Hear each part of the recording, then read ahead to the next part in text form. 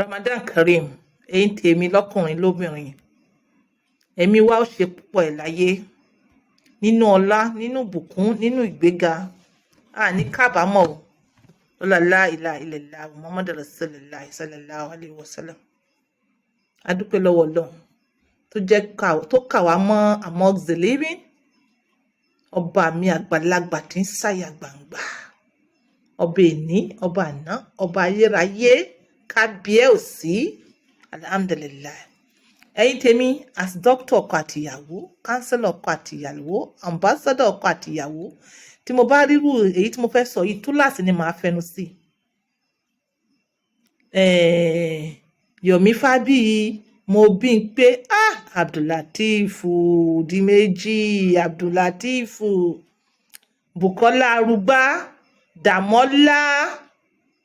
Dàmọ́lọ́lá Ọlátúnjí Ansonbọ̀bọ̀,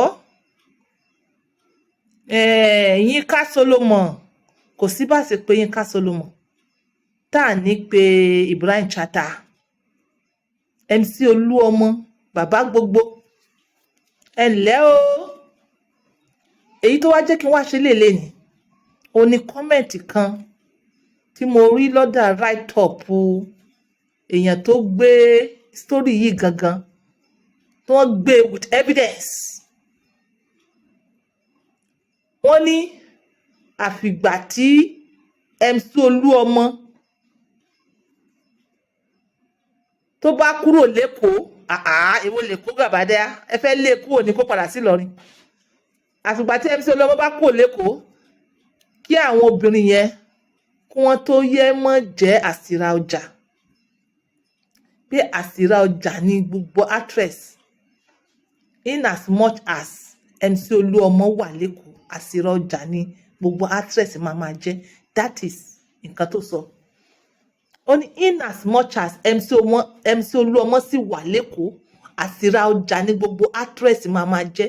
In fact, somebody went on and said kìí ṣe actress nìkan. Ó ní gbogbo Èkó ara kò lè jẹ́ gbogbo Èkó. A ṣe rí àwọn ọmọ aládùbáríkà níbi kan tí wọ́n kọ́. Ẹ̀yin mọ̀ pé actress nìkan lẹ́yìn gbórúkọ wọn. Àwọn míì náà wà tó jẹ́ pé àwọn MC Oluomo wọn mọ̀ ṣe tó jẹ́ pé àwọn ògbọ́n pa wọn tó yé yín. Ẹ jẹ́ ká wá wò ó. Àsìrà ọjà ni gbogbo actress máa jẹ́ in as much as MC Oluomo wà lẹ́kọ̀ọ́. Ọ̀rọ̀ ńlá. Kí wá ní ìtumọ̀ àsìrà ọjà? Àsìrà ọjà ni pé kíyàn lọ sí ọjà, kíyàn ra nǹkan, kó wá gbé délé, kó wá rí pé ó ti bàjẹ́. Ó fọ̀ kò ṣe, ó sá kò ṣe, ó yan kò ṣe. That is the meaning of mo mọ̀ sí nǹkan rà, àṣé nonsense ni mo rà. Ẹ mọ́ gbàgbé wọ́n ní gbogbo actress àsìrà ọjà ni wọ́n máa jẹ́ in as much as Oluomo wà lẹ́kọ̀ọ́. MC Oluomo like seriously sẹ́yìn nìkan lẹ wà lẹ́kọ̀ọ́ ni. Sẹ́yìn nìkan lẹ mingu kó ló jẹ́ pé orúkọ yín nìkan ni wọ́n gbọ́. But ìwádìí wá jẹ́ ká mọ̀ pé kìí ṣe MC Oluomo nìkan ló ń ṣe àwọn actresses yìí o. It is because MC Oluomo is a cheerful giver. Èmi wá ìbá wa tọ́ ipò sí lórí o torí èyí tí mo ti gbọ́ yìí ó ń ká mi lára gidi gan. Mo wá bíbá láti wá bèrè lọ́wọ́ MC Oluomo báwo lẹ ṣe ń ṣe bàbá? Báwo lẹ ṣe ń ṣe? As a doctor of erectile dysfunction and many things, mo mọ̀ pé agbára yín kọ́ lẹ fi ń ṣe. It is not by your power. Báwo lẹ ṣe wá ṣe tẹ fi ń rí ṣe? MC Oluomo àbí nítorí owó yìí náà ni ó dà ìpín nítorí owó ni. Kìí ṣe nítorí energy. Irú àwọn tẹ bá rí pé obìnrin fẹ́ kún torí ọmọ yìí wọn èlé bóbìnrin sùn. Owó ni wọ́n máa ń ná. Ṣé ẹ̀gbọ́n kan tí mo sọ? Tí ẹ bá rí obìnrin tó bá sákú tó bá sálé ọkùnrin báyìí tí ó yé yín wọn èlé bóbìnrin sùn. Owó ni wọ́n máa ń ná. Wọ́n sì ìjọ́ kejì wọ́n ti gbé 500,000 kalẹ̀ lẹ̀. Ok, ẹ̀yin obìnrin tẹ́ wá láìkí ọ̀fẹ́ ẹ̀yin ò mọ̀ pé ó léwu. Gbogbo nǹkan ọ̀fẹ́ láyé yìí ó léwu. ẹ jẹ́ ká collate gbogbo yín papọ̀ mọ́ra wọn. Apart from pé wọ́n gift yín, like what have you been able to do on your own? Ẹ bèrè lọ́wọ́ ara yín. Gbogbo ẹ̀yin tẹ́ ẹ fẹ́ ìfà. What have you been able to do on your own? Ó wá ṣe mí láàánú. Kò í ṣe pé ẹ̀yin ẹ̀ ń kó bára yín nìkan. Ẹ̀ ń kó bá àwọn ọkùnrin tẹ́ ẹ fẹ́, tẹ́ ẹ ti fẹ́, àtẹ̀yí tẹ́ ẹ máa fẹ́. That is what you are doing. And again, indirectly, ẹ̀ ń kó bá àwọn ọmọ yín, gbogbo ẹ̀yin onífà. MC Oluomo, ọ̀rọ̀ tí Ògòmùṣin. Nígbà tó mọ̀ pé ó ti marry, ó dẹ̀ mọ̀ pé obìnrin yìí scandal ti pọ̀ lẹ́yìn ẹ̀. Ó ṣe fílẹ̀ fọ́kọ. Má bínú orí. Ó ṣe fílẹ̀ fọ́kọ ẹ̀. Gbogbo ẹ̀yin ọkọ abroad, sometimes I don't even know what is wrong with you. Ẹ mọ̀ ṣe kan gbà mí bí ẹni pé like this thing is not okay. Ìwọ fẹ́yàwó tó wà scandalous bẹ́ẹ̀ yẹn. Tó mọ̀ pé ó ní oríṣiríṣi scandals, ọmọ méjì. Mi ò fi yọ, mi ò fi bú. Ó bí kan fún wọn ní Igbo ní wọn jẹ́ Ike perhaps. Ó bí kan fún Bright Chata. Ó dẹ̀ ṣe fíìmù, ó ń jùdíká. Ìgbà tó fẹ́ tó wá fi gbé lọ sí ìlú èbó, tẹ́lọ mọ bó bá tiẹ̀ fi ẹ́ kalẹ̀ wàá mọ bí tó ti ná dé lára rẹ̀. Ó wá filẹ̀ sékòó, ló fi ráyè, ló wá ń ṣe pẹ̀lú MC Oluomo. Ó ní àwọn MC Oluomo, wọ́n ní wọ́n ti pẹ́. Àrímọ́ wọn introduce rẹ̀ as godfather sí Yínká Solomon. Mi wọ́n introduce ọkọ sí àlè. Àrímọ́ àlè sponsor wedding MC Oluomo ẹ sì bẹ̀rẹ̀ àti bọ̀tán. Mo mọ̀ pé wà nínú àwọn tó mọ gbàgbé yín sìn. Ẹ tọrọ àforíjì. Ọdún gbogbo náà nídìí ẹ, àmọ́ ẹ tọrọ àforíjì. Ẹ tọrọ àforíjì. Àwọn èèyàn máa ń ṣe ẹ̀ṣẹ̀ débi pé wọ́n ṣe ẹ̀ṣẹ̀ yìí wọn ò ní conscience mọ́. Ẹ wá ṣe ẹ̀ṣẹ̀ yìí débi pé ẹ ní conscience mọ́. MC Oluomo ẹ ṣe ẹ̀ṣẹ̀ yìí ẹ wá ní conscience. Àrímọ́ ẹ ṣe obìnrin yìí tẹ̀dẹ̀ mọ̀ pé ó wà lọ́kọ. Àrímọ́ ẹ fi fún lóyún. Ṣó yẹ kó rí bẹ́ẹ̀?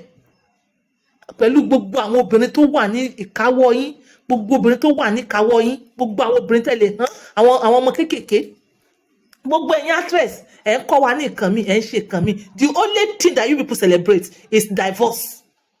Divorce lẹ́ ń celebrate bí wèrè. Divorce, what is wrong with you? Kí lẹ fẹ́ kọ́ àwọn next generation? Kí lẹ fẹ́ kọ́ àwọn ọmọ yín? Èmi bá àdí àyẹ pé lóòótọ́ MC Oluomo in as much as ó sì mingle pẹ̀lú àwọn film industry, àwọn ìyàwó yín ò save o. Ìyàwó yín tó bá lọ pọ̀ fẹ́ ṣe fíìmù tó lọ ti lọ ṣe solidarity lọ bá àwọn MC Oluomo, ó gbàbẹ̀ fún wọn. Ó sọ pé ó ti lọ. Ìwọ ọkọ actress ṣó lè sponsor fíìmù ìyàwó ẹ? Tó bá ti mọ̀ pé irú ẹ ò lè sponsor fíìmù ìyàwó ẹ, ó bẹ́tà kí ìyàwó ẹ kó má ṣe fíìmù dípò tó máa solidarity fún sponsor lọ́dọ̀ àwọn irú àwọn báyìí. Yes, kó fẹ́ kan mọ́ lọ wá help lọ́wọ́ irú àwọn MC Oluomo àti àwọn ìkejì àwọn MC Oluomo. MC Oluomo nìkan kọ́, wọ́n pọ̀. MC Oluomo nìkan là kàn gbórúkọ rẹ̀, wọ́n pọ̀. Yomi Fabiyi, èmi ò blame ẹ̀, ẹ̀yin èèyàn mọ́ blame ẹ̀. Kí ló dé tí àwọn kákọ́sì tí wọ́n ò sí nílé ọkọ, wọ́n fi ń púṣì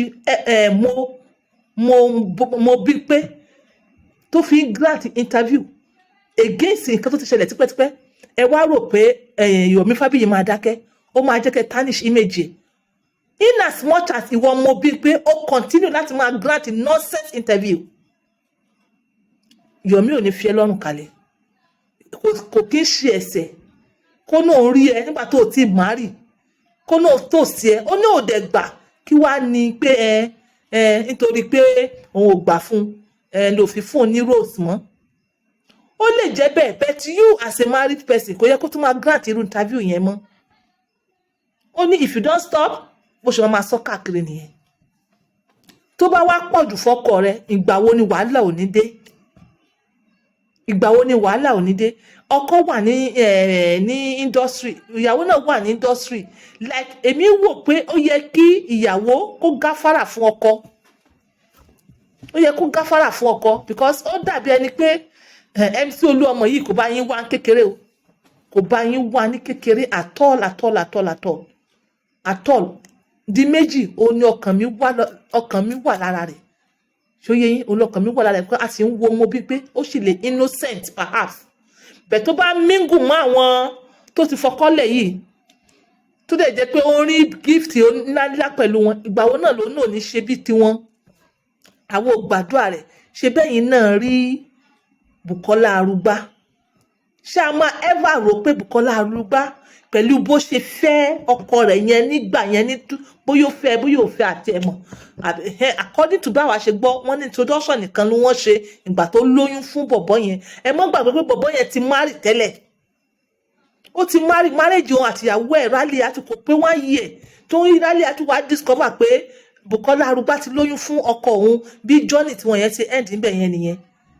Tó bá jẹ́ pé ìwọ Bùkọ́lá Arúgbá ó mingle pẹ̀lú àwọn kí lọ kó ṣe àbí tó ti fọkọ kalẹ̀ lẹ̀, ìwọ náà wàá mọ̀ bọ́kọ rẹ manage ìgbésí ayé.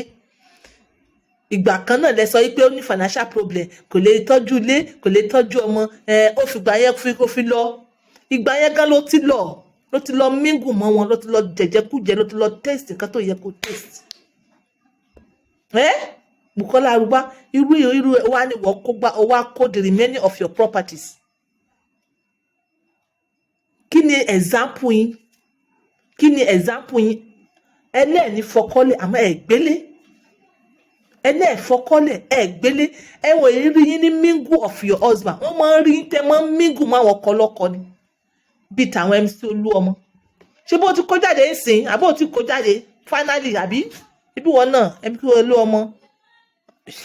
Ó sọ pé ó ti lọ. It's don't go. Nothing comes easy. Ẹ sanwó ẹ̀, gbogbo ẹ̀bùn kẹ́bùn tẹ́ ń gbà yẹn, ẹ sanwó ẹ̀. Ẹ fomi ara, ẹ fi sanwó ẹ̀. Ẹ fẹ̀jẹ̀ ara, ẹ fi sanwó ẹ̀. Ẹ dákun ẹ̀yin èèyàn tẹ́ wà lẹ́kọ̀ọ́, ẹ bá wa béèrè lọ́wọ́ MC Oluomo. Ẹ bá wa sọ pé eléyìí náà tó gẹ́. Eléyìí náà tó. Nísìnyí, ẹ wo bí wọ́n ṣe embarrass bọ̀bọ́ yẹn. Wọ́n ní wọ́n ti lò ó. Wọ́n ní àfáà kan ló ṣe ní Ìlọrin. Ṣó yẹ kó rí bẹ́ẹ̀? Ẹ̀yin obìnrin ìkà. Ẹ wá jẹ́ kó mọ bú àwọn ọkọ yín. Ẹ̀yin obìnrin asira ọjà. Sọ́kọ̀sàlẹ̀ asira ọjà. Àtẹ̀yin ọkùnrin inú wọn náà. Kẹ́ mọ́ lè mú okó yín, kẹ́ mọ́ lè sọ́kọrùn. Èmi ò blame kí lórúkọ bọ̀bọ́ yìí, ọkọ Bùkọ́lá Arúgbá àbí ex lápè. Ìgbà tíyàwó ò dúró dáadáa kò ṣe ń lọ fúnyàn mí lóyún. Bọ̀bọ́ yẹn ó ṣe write up kan láìpẹ́ yìí. Write up yẹn ó ń tọ́ka sí pé a bá rò pé wọ́n innocent, wọn ò innocent o. Ṣé torí pé àwọn ọkùnrin yẹn ò kí ń sọ̀rọ̀? Àwọn ọkùnrin yẹn ò kí ń sọ̀rọ̀. Àsìrà ọjà. Ìwọ obìnrin tó bá ti fẹ́ jẹ́ àsìrà ọjà, ọkọ rẹ bá ti fẹ́ jókòó sí déédéé ibi tí wọ́n gbé ẹ sí. Jókòó síbẹ̀. Àmọ́ tó bá lé wealth, àfàìmọ̀ kí wọ́n mọ́ lò wọ́n náà. Bye for now. Yes. Nínú conversation Wùmí Toríọlá, ó sọ ńjọ́ yẹn, ó ní àwọn kan, ó ní wọ́n ti lò wọ́n. Báwo ló ṣe mọ̀ pé wọ́n ti lò àwọn kan? Ṣó ń gan mọ̀ pé wọ́n ò tí lò ó náà?